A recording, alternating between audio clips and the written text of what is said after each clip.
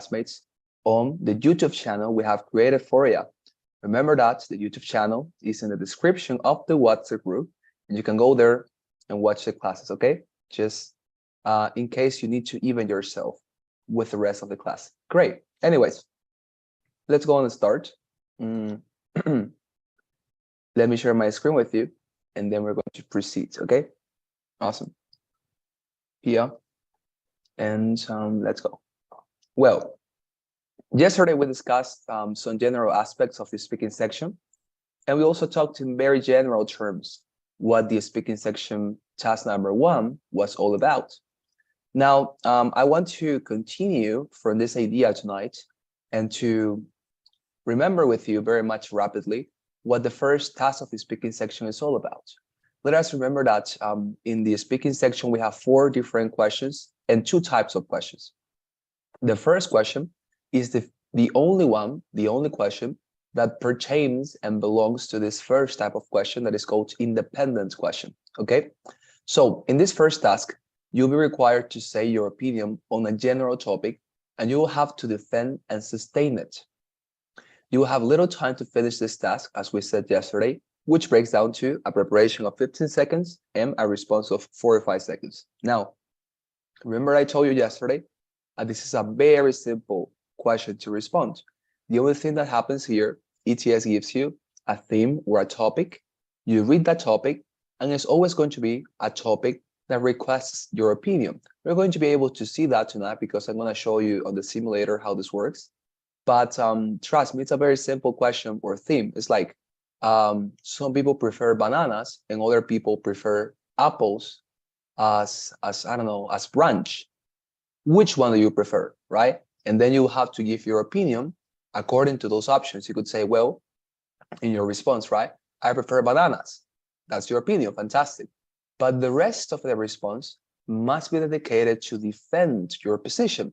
There must be some reason why you believe that bananas are better than apples for brunch. So you have to defend that idea in the rest of the response by offering some arguments, motives, illustrations, experiences you can come up with that, as I say, sustain your response, make it be justified, okay? And you have to look for those reasons, of course, and arguments, as I say, in these 15 seconds you have before you respond to that, as I say, are a preparation time, basically, okay? And remember, the reason why I brought this picture here is because this person is a very famous debater, right? And I told you yesterday, always, when you are in this part of the exam, in the first question of the speaking section, imagine that you are a debater, as if you were debating, as if you were in a debate. Because you don't merely have to present your opinion, you do not merely have to say what you think, which is fantastic, of course you have to do it, but you also have to defend it. You have to say why you believe that way, why you have that particular opinion. There must be a reason, as I say, or multiple reasons, so you have to expose them, okay? Very good. So let me show you this on the simulator before you make your questions, all right? Let's just do something very quickly before I do that. I have to share my screen here with these people. Okay, great. Fantastic. So as I was mentioning you, let us go and see this on the simulator, okay? And then I'm gonna give you some time for making questions. Great, so look at this very much carefully. Okay, I'm gonna open the speaking part, speaking task number 1. As I told you, 4 questions, right? But tonight we're going to discuss the first one. And great, let's go. So as I told you, when you enter the speaking section, this is always going to be the first type of question or the first question you're going to respond. An independent question. And as you can see, what you see on your screen right now and also on the day of the exam, first of all, is a set of instructions. You don't need to read this because certainly you know what to do beforehand. That's the reason why you're taking these classes. But the instructions are always going to be like this, right? You will now be asked to give your opinion about a familiar topic, okay? After you hear the question, you will have 15 seconds to prepare your response and 45 seconds to speak. What is that familiar topic they are talking about? This one. On the other side of your screen, you're going to have this theme or topic. Let us read in this case what our topic for this question would be. Some parents educate their own children at home. Others insist that their children should be sent to school. Which way of learning do you think is preferable and why? Now, look at this topic. It's very similar to what I told you. The illustration I used some minutes ago was, some people prefer bananas for brunch, whereas others prefer apples. Which one do you prefer, right? And notice that the question I offer you as an illustration is very similar to this one in the manner that is being asked. It's a very general topic. It's not something complex as if they were asking you. Some people like the relativity theory, and other people like, I don't know, the singularity theory. Talked about it, right? I mean, obviously they are not going to ask about things that you are not going to know or that you wouldn't have an opinion about, okay? They are not going to ask about science or for you to talk about science or something like that. Obviously, they know that people are not normally aware of those things. The question is always going to be trivial, general, very much, as I say, trifling. It's just something very much unimportant, but nonetheless, it's something that you can discuss and share your thoughts on. So notice that apart from that, there is a very interesting characteristic of this question. Although the question is free, like theoretically, you can respond whatever you want. Notice that the question is designed in such a manner that you are somehow forced to choose one of the options they give you.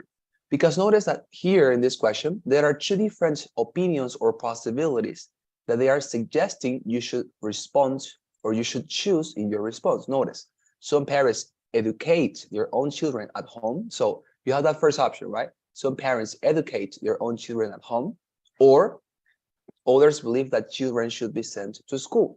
So notice that those are the two options they give you. And then the question is, which way of learning do you think is preferable and why? So although the question, I mean, theoretically it's free, you shouldn't, for example, try to respond this question coming out with a third alternative and saying, I don't actually believe that any of those options is fine. I believe that children shouldn't be educated or something like coming out with something that is not here. Or another thing that you shouldn't do would be to respond to this question like a middle ground response and saying, I don't know, something like, well, I am not convinced with any of these responses. And I believe that children should have a blended education. That is to say, partially online and partially in person, right? You couldn't say something like that, or you shouldn't. Because as I say, I think that there is a reason why ETS in this case is formulating the question so that you have to choose within one of these particular perspectives, okay? And this type of question, in the manner that is organized and the manner that is being asked,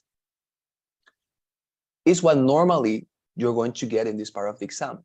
Is what you're normally going to get in the first question. 90% of the time, questions are designed and created this manner, okay? So when you receive this type of question, as I say, it's very easily recognizable. The questions are very trivial, very general, but they nonetheless present you with two alternatives to respond. As I say, always respond this question in your 45 seconds by choosing one of the positions or, let's say, options they offer in the question itself. Don't look for another alternative that is not suggested in the question, or don't respond in a middle ground scenario, saying any of these particular positions convince me. I believe that they are good and both of them should be understood and recognized. You shouldn't say that. I think that what they are trying to test in this opportunity is to see if you can stand up with your ideas. Because remember, this exam is oriented to universities and companies, right? So when you are in the university, something tremendously important is to develop the skill to stand up with your own ideas and to be able to defend them in a very respectful manner. And the same for when you are working, because some, I don't know, colleagues may have a different opinion to yours, and you have, of course, the necessity to defend your case, etc., etc. So I think they are testing that ability in this opportunity, okay? So always go for one of the options they give you and defend a particular position among the ones they present you, okay? Well, apart from the question, as you can see, well, here they detail to you once again the timing you have for this question. 15 seconds to prepare the response and 45 seconds to speak, as we have said before, okay? So it's not very much difficult to understand this. Let me show you. So Oh, and by the way, when you are in this part of the exam, remember that we also talked about this yesterday, and we said that at this point, you'll have your headphones on, right? As we said, the first thing to make sure in the speaking section is to have the headphones well positioned, well located on your head, firm, with the microphone well oriented, well located as well. So as you have the headphones on, there is going to be a voice, okay, within the headphones that is going to read these instructions, and is also going to read the question. So the way it works is that when the voice starts reading the question, okay, you can, of course, read as well, okay? And when the voice finalizes reading this question, and the voice, by the way, reads this in a very slow manner and with a lot of emphasis, like some parents educate their own children at home, and it's like that, more or less. So the idea is that when the voice finalizes reading this, the voice says, now that you have read the question, start preparing your response after the beep. And there is a sound like beep. And when you listen to that sound like beep, there is going to be a chronometer on your screen that is going to be already counting down. And the first time you have, as I told you, is 15 seconds. And those 15 seconds are for you to prepare your response. You have to take your, and we're going to talk about this in a minute, your sheet of paper, right, where you're taking your notes, and to start thinking about arguments, illustrations, etc., to support your opinion. And then when the 15 seconds are over, the voice speaks once again, and the voice says, now that you have prepared your response, start delivering that response after the beep. And once again, I sound like beep. And when you listen to that beep, the second beep, there's going to be a chronometer once again on your screen, but this time with 4 or 5 seconds, counting down. And that means, of course, that your response is already being recorded. You don't have to press anything like, I don't know, a button to start recording or something. No, the computer does everything automatically. As I say, the voice tells you when to start doing each of the things that you're requested to do, preparing the response and responding. So please don't think that you have the chance to press a button and, I don't know, to breathe or something before responding. Sadly, it's not that way. As I say, the computer does everything automatically. So the voice tells you, start responding now after the beep, beep, and then you start responding immediately because the response is already being recorded. And as I told you yesterday, you get the chance to respond this question once. You cannot respond this 2 times, 3 times, several times. If you, I don't know, commit a mistake, or if you get nervous in this first response, in the first opportunity or attempt you are responding, sadly, that is going to be your final response, okay? You don't get the chance here to say, oh, I would like to repeat this. And you can respond once again. You cannot do that, sadly. It's just, as I say, one opportunity. And that one opportunity is very fast, so you have to be prepared and you have to be ready in those 15 seconds, okay, that you have for preparation before you start responding, okay? So we're going to dedicate the rest of the class to learn how to respond these questions, okay? But to this point, is there any question with regard to how this works? Anything that I could clarify? Dear students, please tell me. Lucia, Fla, Karen, Yvonne, Naya, questions?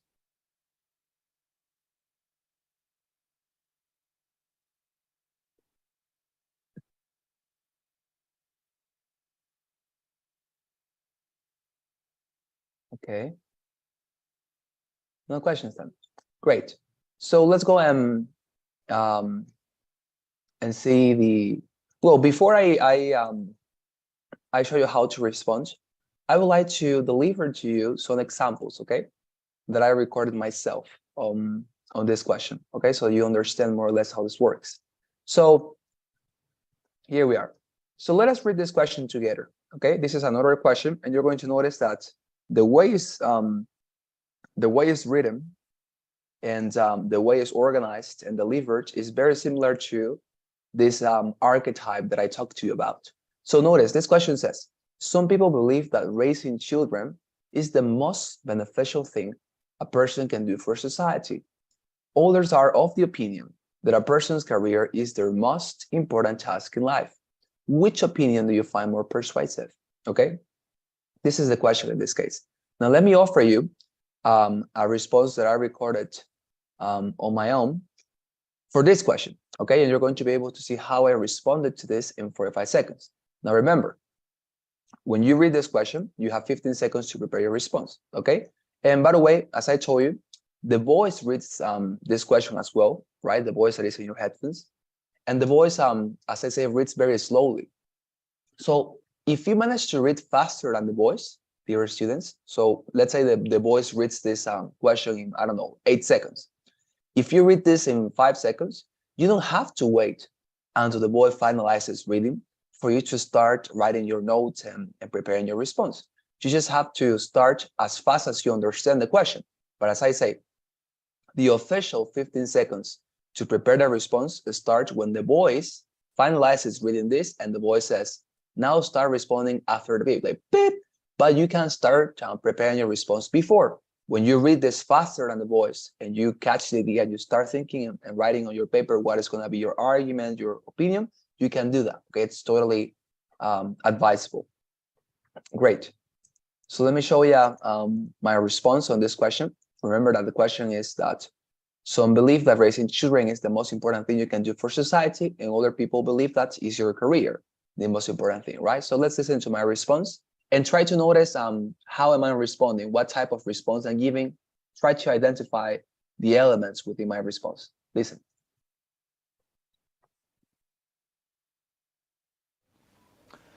Okay, with regard to the topic, I believe that a person's career is the most important task in life. I believe this way because of the following reasons. First of all, children are not necessarily a positive addition to the world. Maybe they turn out to be criminals. For example, I had an uncle who had a child that got into drugs and began stealing things. Secondly, if you're really good at your profession, you can come off with a revolutionary idea to positively affect people's life. As I want, for example, to be able to enact a law to allow people to create enterprises with very low taxes to improve their quality of life. Great, very good. So after I comment on my response, let us see this order question, okay? That is also from this type of question that is called independent question. Let us read this order question. It says, some people think that the criminal justice system should exist to punish wrongdoing, whereas others believe it should be used to prevent people from reoffending after their sentence is over. Which opinion do you find more persuasive? Okay, so now this is the new question. I'm gonna paste it once again. Okay, so remember, when you read this and you got the idea, you start writing your response on your paper, right? The voice tells you, okay, 15 seconds, and then the voice tells you, now you have 45 seconds to respond. Start doing so after the beep, beep, and then you respond, okay? So listen to the response I offered to this question, and you're going to see by yourself how similar my response in this question, in the question number 2 I'm using as an illustration for you, is to my first response, because the structure I'm using is exactly the same. You're going to notice that the way I start the response is exactly the same. How I organize my ideas, the order in which I deliver and as I said, display those ideas is exactly the same. You're going to notice, try to be very much perceptive in this part, okay? Try to perceive that and listen to my second response. Okay, with regard to the topic, I believe that justice systems should exist to punish wrongdoings. I believe this way because of the following reasons. First of all, because it is fairer to punish people with retributive justice, that is, to punish what they have done. For example, I saw yesterday a man who had raped a poor girl. He must be punished because he committed such atrocity and not otherwise. Secondly, because if you punish people very severely for what they did, you disencourage them to do it again. For example, I know of a politician that did not embezzle again of his authority after he got in jail. There you are. Okay. So notice that many of the elements I included in my response are very similar to the first question, right? How I started a response, a transition phrase I used, how I organized my opinion, and then my arguments and my illustrations. And that's because I was following a template, okay, and a structure And that is the structure I want to share with you guys, okay? Notice, this is the structure. It contains 4 different steps, okay? And you can memorize this. Of course, right now, take notes on your notebook or take a picture if you want. But this is a very good structure. Trust me, I have utilized it myself, my exams, and I think it's very complete. So the 4 steps of this structure are the following. The first step is an introductory phrase. This is basically the first sentence you utter, you say. And in this case, is with regard to the topic, okay? You can change the words if you want. Of course, it's not necessary for you to repeat every single word, but I think it's very good with regard to the topic. I had other students who tried to make this a little bit more complex and said, I came to the realization that, and he continued the response. Well, that was his technique, fantastic. But with regard to the topic, and after you say the sentence, then you state your opinion as you listened. I always did when responding to questions. For example, with regard to the topic, I believe that your career is the most important thing you do for society. Okay? And notice that is what I do. With regard to the topic, I believe that criminal systems or justice systems, excuse me, should be held to punish wrongdoings. And notice that what I do after I mention this introductory phrase is to state my opinion in a very concise manner, in a very short manner and direct. I'm not offering a very long explanation yet. I'm not saying, well, the other day it happened to me when I was with my dog that I had this idea. No. With regard to the topic, and then you state your opinion as clearly and directly as you can. Okay? With regard to the topic, I believe that bananas are better for brunch. With regard to the topic, I believe that criminal systems should be used to punish wrongdoings. With regard to the topic, I believe that is your career what is the most important contribution to society. Okay, notice I'm being direct, very concise and clear, right? No redundancies, no ambiguity, nothing, okay? So after you say this with regard to the topic and you state your opinion, as I say, very concisely and directly, you go to the second step of the structure. There is this transition phrase, because of the following reasons. It's a transition that is very good because it allows you to transition it smoothly from the first part of the response, that is this introductory phrase, to the body of the response that is represented by these 2 arguments, the third and the fourth argument. So, yeah, you say, right, for example, with regard to the topic, I believe that is your career the most important contribution to society because of the following reasons, right? Or with regard to the topic, I believe that criminal systems should be used to punish wrongdoings because of the following reasons, right? Notice that it's a very natural manner to say, hey, I have some reasons for this. I want to defend my position. So you can use this transition phrase, or if you want, you can come up with one. Of course, it's totally fine if you want to come up with another type of transition phrase, right? Then when you say this phrase, the transition phrase, then you continue with the most important part of the response, the arguments and the illustrations, because as I told you, you are debating, right? You are, in this case, defending, sustaining your position. How do you do so? By offering arguments and illustrations, as I told you. So notice that the third step is first argument and illustration. Arguments, by the way, dear students, can be anything. Any single piece of, I don't know, argument, motive, reason that you can come out with, and you know that supports your case, your position, is fine. Please don't try to always come up with a genius. Don't try to always come up with a perfect argument, with a compelling and devastating argument. It's not necessary, okay? They know that we are not trained debaters to come up with fantastic arguments every single time, but come up with whatever you think about and you say, okay, this is fine. This actually says something in favor of my position. Use it. It's not, as I said, necessary to always come up with something super clever. Not necessary, okay? But if you are able to, of course, do it. So in using an illustration for the topic about your career, what was my first argument? I said, right, with regard to the topic, I believe that your career is the most important contribution to society because of the following reasons. First, because I believe that children are not necessarily a positive addition to the world, right? This was my first argument.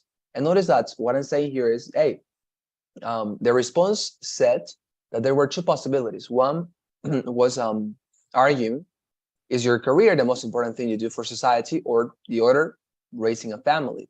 And my first argument was, hey, children are not necessarily a positive addition to the world, right? That was my argument for defending my position. And notice that my argument is super, super clear and also concise.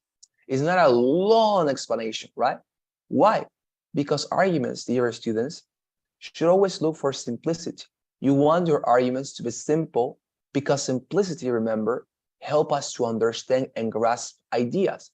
I think that is a very common confusion we have, and we sometimes commit this mistake to believe that explaining something and re-explaining something and making something very extensive makes it clearer, but it's not the case. When you talked about something for hours and hours and hours, and you're never direct to what you want to say, the only thing you do is to confuse people, right? Not to clarify anything. So the recommendation here, the thing here for you to do is, hey, I'm gonna state very concise, short arguments, and I'm going to help my reviewer, the person who listens to your response, right, to understand it better in my illustration. Because did it ever happen to you that when you were in class in high school, what attached to your mind more strongly was not the class of the professor on biology, but the story he told you about how he learned biology, for example, or a particular story he told you. And illustrations are way more powerful when we want people to understand something. That's the reason why we always offer illustrations. So your argument, as I say, must be clear and very short. You don't want it to be super large and to explain it. Better if it's just one sentence. Notice that in my case, it was just one sentence. Children are not necessarily a positive addition to the world. That's it. That's the argument.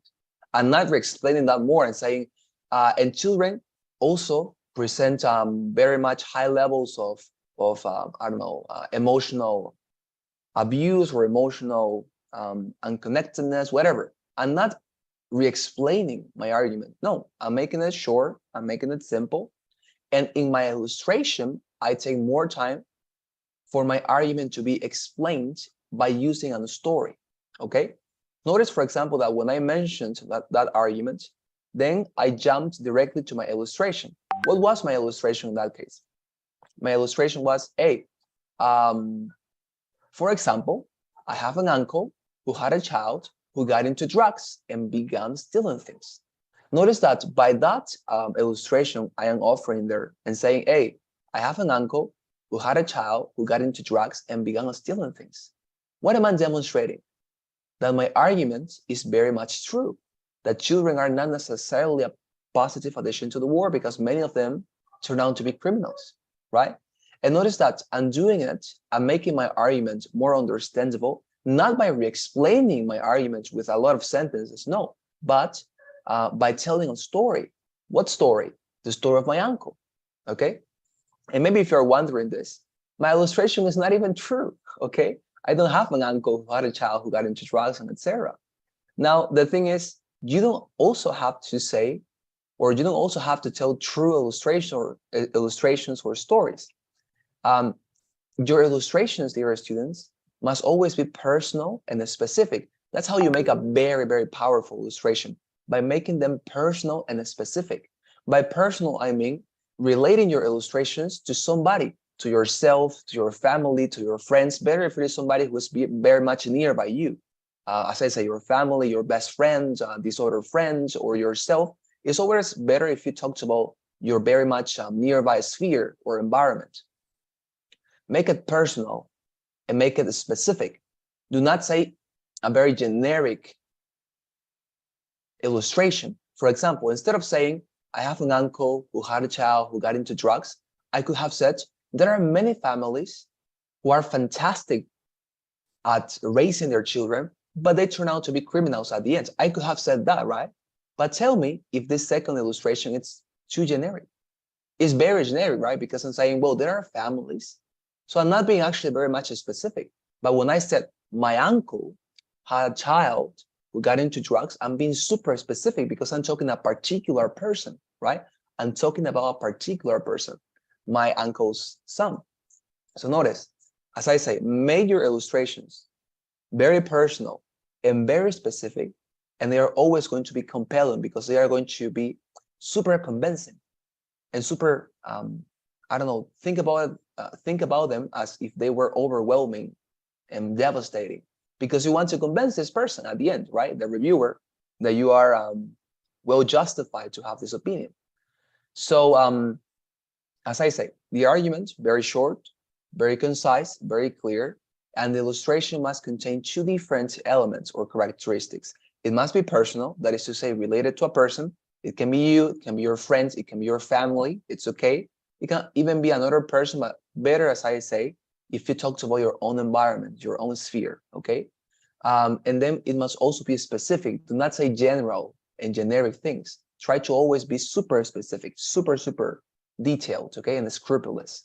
And by the way, as I told you, illustrations do not necessarily have to be true. Remember that this is a question that is about yourself. This is actually one of the few parts during the exam in which, as I told you yesterday, you are free to say whatever you want. There are no restrictions here, apart from, of course, as I told you, responding according to the topic. But apart from that, you can talk about whatever you want. And notice that if you at some point don't have a very good illustration that is true in your life, you can come up with one by making that illustration up. You can invent it.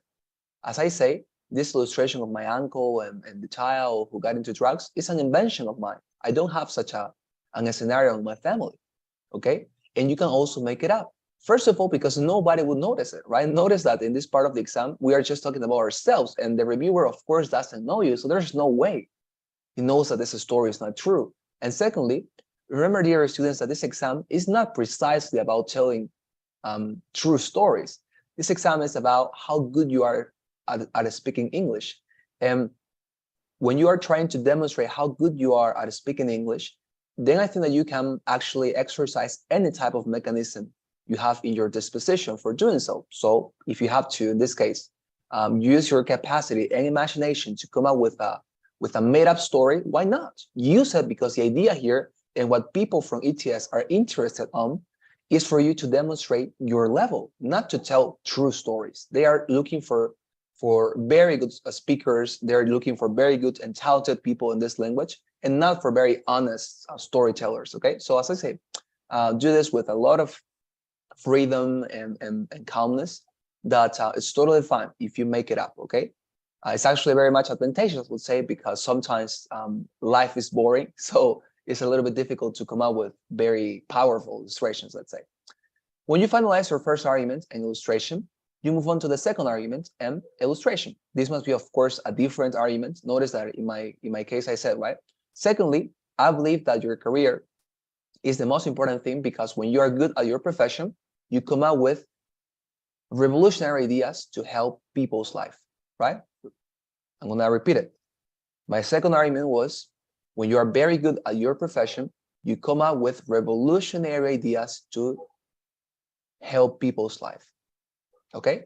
Notice, once again, very short, very clear, not redundancies, not ambiguity. When I finalized that, I moved to my second illustration. In this case was, by the way, a true illustration.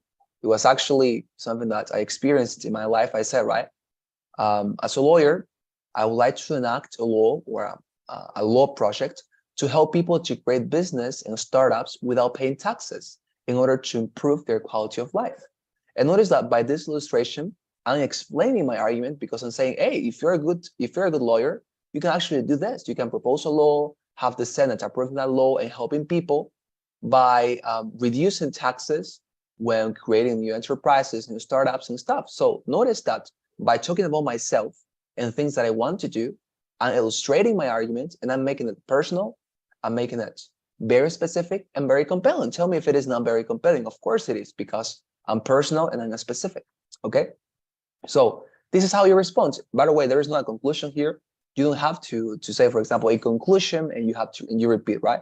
I think that is not useful. Of course, if you want, you can do it. Let's say you feel that the response is empty and, I don't know, incomplete. If you don't mention a conclusion, of course, you can do it. But personally, I believe that conclusions are always repetitive, because at the end, in conclusions, the only thing you do is to summarize what you said. So what what actual piece of important and relevant information you're adding to your response? No one, I would say. No response or no piece of information that is actually relevant or ingenious or something. So I don't use conclusions, and I try to concentrate and to invest more time on the important parts of the response. And as I say, it's a very clear opinion, 2 powerful arguments, and very good illustrations, personal and specific. Okay? Is there any question, dear students, with regard to how to use this template? Anything that I could clarify, please tell me. Questions on this? Lucia, Fla, Maya, Karen, Yvonne, questions?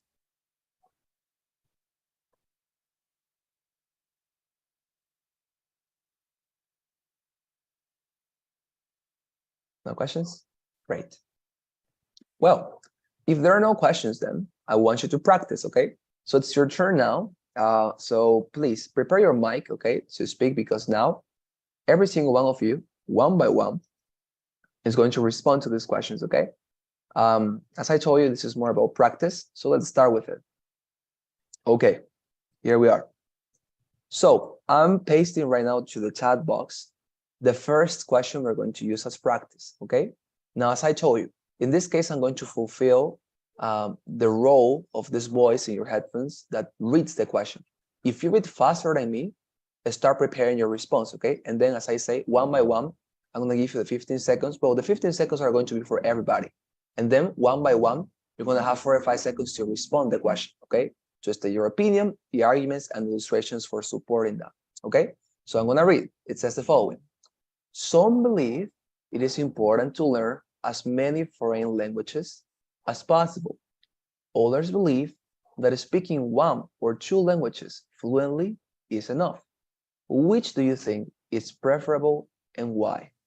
Okay, so now, dear students, that you have listened to that, start preparing, all of you, your responses now.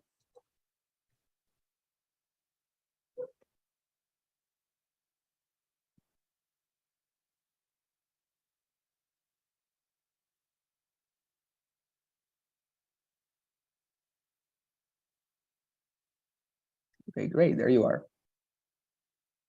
Now, well, I'm gonna choose a random person, okay, a random student to start this round.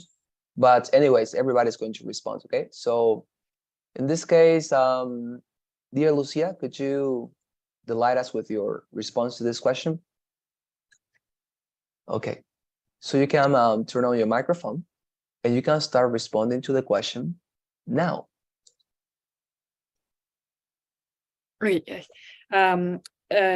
With regard to the topic, I believe it's important to learn as many foreign languages because of the following reason. It is an advantage for get new jobs or scholarship in the international area. For example, in my case, I win a scholarship thanks for English, and in the second argument, I think it's a way to open our minds and have a new feel in cultural and new experiences. For example, an exchanging experience.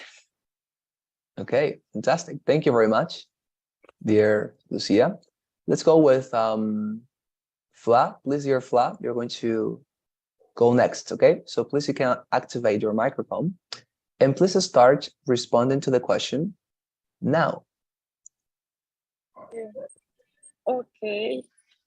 With regard to the topic, I consider that speak 1 or 2 languages it's better because of the following reason. For example, my uncle speaks English and Spanish, and he have more opportunities to have new jobs. That's it. Okay. Well, thank you very much. Very good. All right, let's continue with Maya. Please, dear Maya, you go next, okay? Responding this question. So please, you can start doing so now. Regards to the topic, I think it's very important to learn as many languages as you can, because it helps you to understand many cultures. I have a friend that speaks 5 languages, and um, and he has friends all over the world.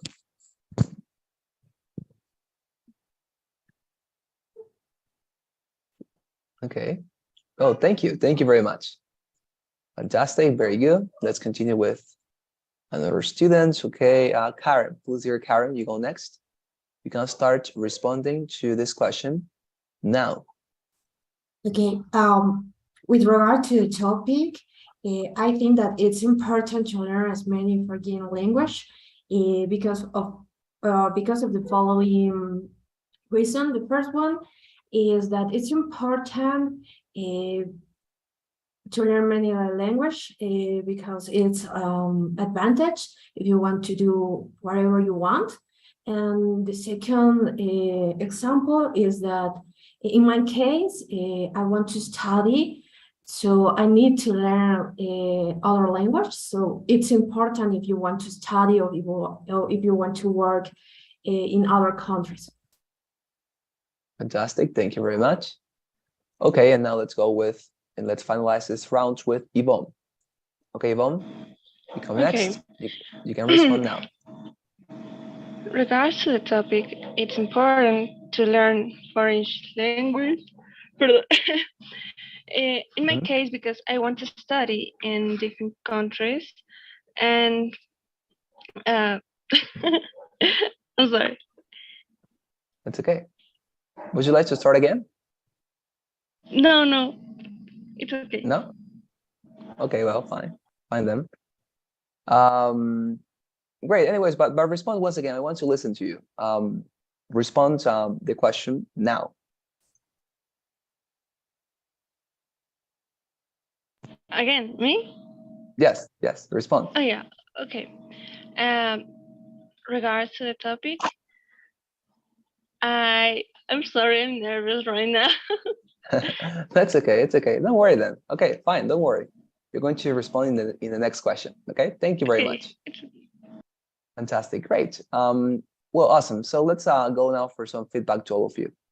Well, starting by Lucia then. So Lucia offered a great argument when she talked about, how speaking two languages help you to get scholarships and opportunities for studying abroad.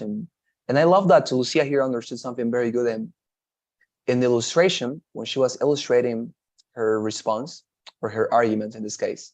She talked about herself and she said, right, well, because I speak English, I had the chance to win a scholarship, right, to study abroad. Fantastic. That's the idea, because you are demonstrating with your own life how the argument you have presented and postulated is actually true, right? So very good there. I think as well with Karen, it was a very good response too. The arguments were great as well. I think that we can maybe try to make the illustrations a little bit more specific and personal as well. But it was great. It was fantastic. As well, Maya, it was very good too. She offered a great argument as well. I think she was the only one who said, it's better to learn as many foreign languages, right? As you are able to. So it was a very good response as well. And the same for Fla. I think that Fla also offered here one argument alone, but it was okay because we're, of course, trying to practice, right, and learn more. And trust me that with more practice, we're going to come up with the two arguments very easily. So it's very good. And as well as with Yvonne, don't worry, Yvonne, it happens, very much that we get nervous when we are first practicing. So it's okay. We're going to improve this in the next question. So I have it here for you.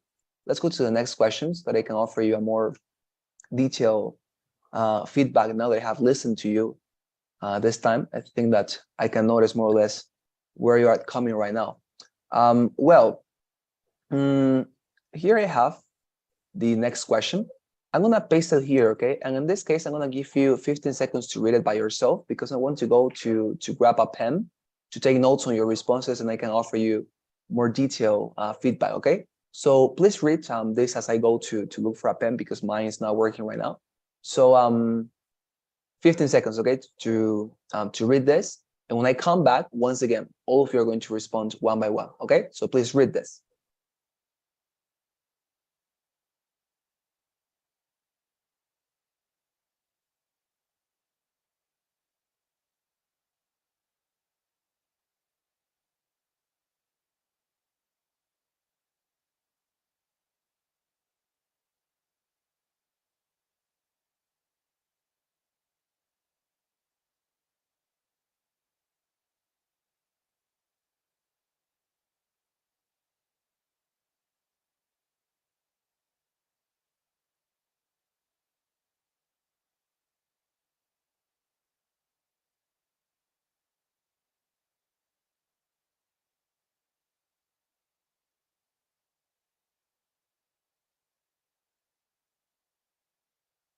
Great. Now, well, I came back and now it's time for you to start preparing the response, okay? So all of you, 15 seconds to prepare the response starting now.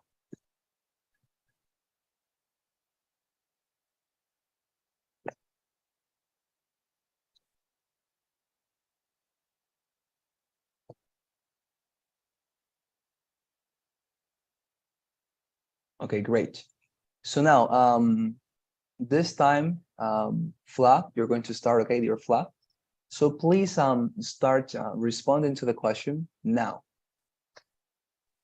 Okay, regard to the topic, I consider it that loving what you do is more important because of the following reasons. First of all, if you love your job, you're gonna do a great job and you're gonna give your 100%. And if you love your job, you're gonna be happy. And that's it. Okay. Very good. Thank you very much. Just let me finalize this. You're helping around. Great. Awesome. Thank you. Let's go with the next person to respond. This question in this case, it's going to be Maya. Okay, please, dear Maya, you go next. You can start responding this question now. Okay. Regard to the topic, I prefer working at something that I love because once I had a job with a high salary and it didn't make me happy, and money it wasn't enough, so I had to look for another job that made me feel better, and I think that makes you I don't know, a better person, a better professional. Mhm. Great, thank you. Thank you very much, Maya. Fantastic. Great.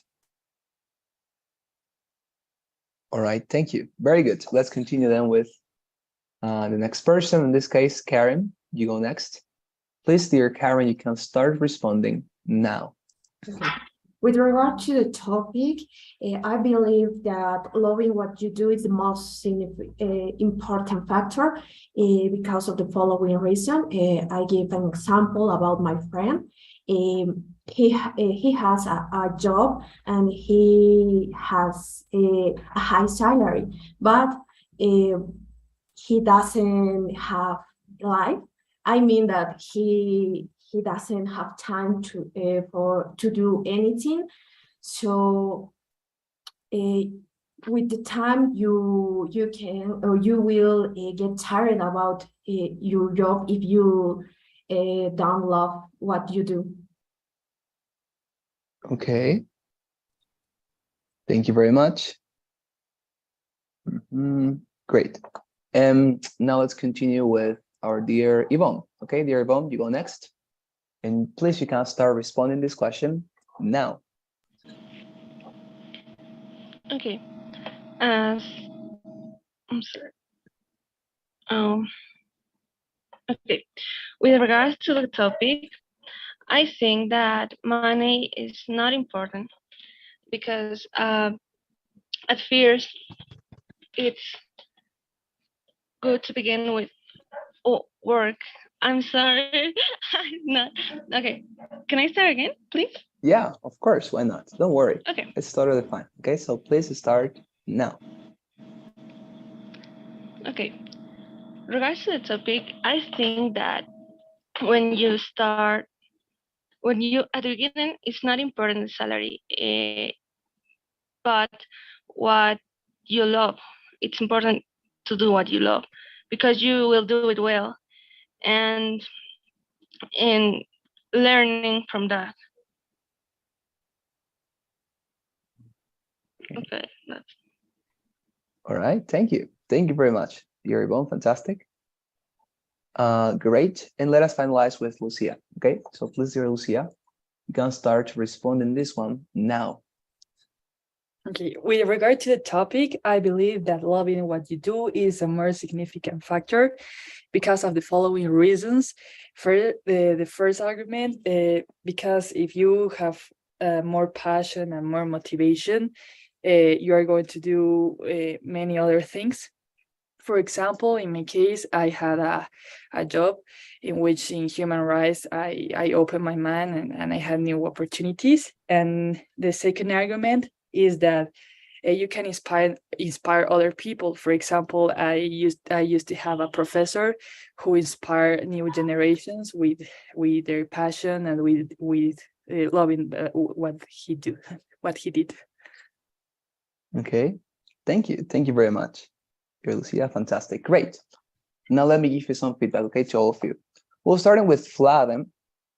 So Fla offered a very interesting argument. She said, you love your work. If you love your work, if you love what you do, you'll be happy, she said, right? And notice that in this case, she offered in this case a very, very much good argument. She said, well, if you love your work, you'll be happy. And well, maybe here what I could recommend you, dear Fla, would be to state that idea in a way simpler manner and more directly. Because notice that when you offered a response, what you did was to re-explain your response or to make a preface, right? You know what is a preface, right? How is this in Spanish? It happens to me sometimes that I forget words in Spanish. It's like prefacio, if I'm not wrong, is like an introduction. And that is not necessary. As I told you, it is okay, it is actually way better if you state the argument very clearly and directly. So your argument, when I listen to it, right, because you, as I say, made some sort of preface to the argument itself was, if you love your work, you'll be happy. So instead of making that very long explanation of the argument before coming to this final sentence, you could have said the sentence alone and saying, well, firstly, because when you love your work, you'll be happier. That's it. That's the argument, okay? As I say, simplicity in the arguments is what we are looking for, okay? And the rest, fantastic. Well, in this case, of course, better if you try to implement an illustration, but apart from that, great. I think that we're going to improve very much in the following days. Then Maya as well, Maya offered a very similar argument. She said, right, well, when you are not working in something you love, you're not going to be happy. Great. It was a good argument as well. And here's something that I would maybe highlight and, of course, to comment about, and that I would actually recommend to everybody is not saying phrases like, I don't know. I listened when Maya was responding. At some point during the response she offered, she freezed a little bit and she said, well, I don't know, right? And she continued. Those types of expressions like, I don't know, or I guess, or probably, are not the types of expressions you want to offer in this case. Because notice that when you offer those expressions, what you're conveying is that, well, first of all, insecurity, right? That you are not very much sure about what you're going to say next. And secondly, you are conveying, well, unsatisfaction with your own ideas, right? Because you're saying, I don't know, like if you were not constructing your case as good as you would, and of course, you're not coming out with a very good conclusion. So I don't know, or words like I guess, or probably are things that you would like to avoid, okay, in the responses. But apart from that, great response to your Maya. Then Karen, for example, what Karen did in this case was she said, right, I believe that also you should do what you love. And here she offered directly the illustration. She jumped to the illustration directly because she started to talk about her friends, right? He said this friend who is a friend of mine works, although he's very good paid, works in a work, we're very redundant, right? Works in a company, let's say, that consumes his life. And you said that very interestingly. You said he doesn't have a life. So I think that the argument, instead of like jumping directly to the illustration of your friends, would have been, you should do what you love, because if you don't, then you will not get a life. That would have been a great argument because it's like very much mysterious. And then in your illustration, when you said he doesn't have time for anything, you will have explained that and make it way clearer, right? So as I say, I think it's a very good argument anyways. But I think that we will have to talk about or to try to improve the delivery of your argument, right? As I say, the argument first, and then the illustration that helps you to comprehend the argument, right? But apart from that, great. It was a fantastic response. Then Yvonne as well offered a very good argument. She said, if you do what you love, you'll learn from that. And that was a great argument. It was very beautiful. She said, if you do what you love, then you learn out of that. And that is great, fantastic, right? Because it's very much true, actually. She didn't offer here an illustration, but that's fine. We're practicing that idea. And as I say, you can come up with any illustration. You could have said, for example, I don't know, when I started my first job as a secretary, for example, I started to apprehend different skills, how to treat people, how to be patient, things of that sort, a very good illustration. You can make it up, you can invent it. And finally, Lucia also offered a great argument here. She said more passion is a result or a consequence when you're doing what you love. And she said, well, I learned this in my first job as well as a human rights activist, if I understood well. And she also talked about that doing what you love motivates other people, inspire other people. And she talked about her professor, fantastic illustration, by the way. Maybe to make it even better, I would have said the name of the professor. For example, I had my professor called Juan, and Professor Juan was very inspiring. He also taught us how to be very passionate about what we do, right? And as I told you, personal and specific, as specific as you can. Mention names, colors, emotions, make it, as I say, vivid, as if you were living it once again, all right? But great, it was fantastic. I think that I am very much satisfied with your performance, okay, dear students. So we're going to finalize here, and tomorrow we're going to dedicate the entire class for practicing, okay? So please, as I take your assistance, help me with your kind responses to our traditional poll, and then you can go. So if you have any commentary or question, please feel free to express it. Great, let me look for you. Great, so here I have Lenny Jimenez. Okay. What about Yvonne Cana? Present. Thank you very much, dear Yvonne. Fantastic. What about Maya Mariel? Present, teacher. Thank you very much, dear Maya. What about Flavia Montaño? Present, teacher. Thank you very much, dear Flavia. What about Karen Ginelli? Present, teacher. Thank you very much, Karen. And finally, Lucia Sulema. Here, teacher. Thank you very much, dear Lucia. Great. Well, fantastic, guys. Thank you for your presence tonight. I'm going to be seeing you tomorrow to finalize this, well, to continue, because we have actually this Friday to practice, but I have a lot of questions, so please be present tomorrow with your mind very much open and with a good microphone, okay? So I'll see you next time. Thank you very much.